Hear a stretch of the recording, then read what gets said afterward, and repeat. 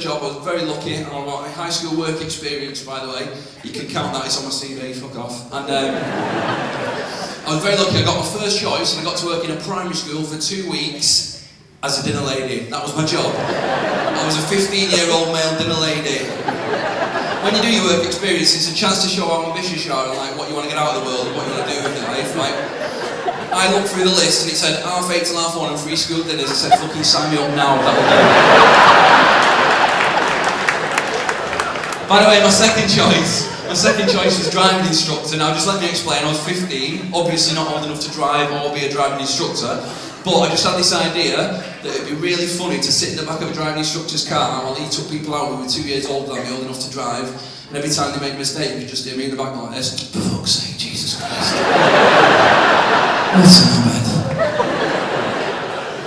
If you just like to do a parallel park as close as you can to the curb, and then you've got some 17-year-old lad trying his best, checking all his mirrors like this, brings it in, then I just open the door in the back and go, fucking shite! Very exciting time when you do your work experience. Like, I can remember like all the like employers wrote to the pupils. We all got a letter that said what time we needed to be there, what we needed to take with us, and all that. Like one lad in my class, Darren Williams, right?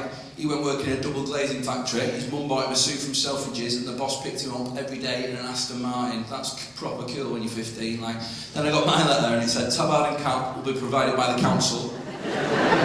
Ladies, it said you will need strong footwear for working in the kitchen. And we do suggest clogs. Fucking clogs, right? Clogs. He was going in an Aston Martin in a Selfridges suit looking like James Bond. I was expected to travel through Wigan on 2 buses looking like a Swedish farmer's wife. I didn't wear clogs. It was great though, right? 2 weeks, first week, I did like front of house, on the beat. I don't know the exact name for the job I was doing, right? But just... Have you ever seen those American documentaries, like on these rough schools where they metal detect them and they're going in, they check them for like guns and knives and drugs and stuff? Well, I had to do a similar thing, right, but it was like crisp and chocolate. I was in charge of contraband. I had this big badge on my tabard. It said, if it ain't from school, it ain't cool, and nothing was getting past me, do you know what I mean? I saw some of the most inventive contraband you will ever see, right? These are 2 examples. This isn't even the best one. One lad tried double bluffing me. He had a can of Pepsi Max inside a can of Pepsi Max pencil case, like Russian dolls on reception. Fucking amazing.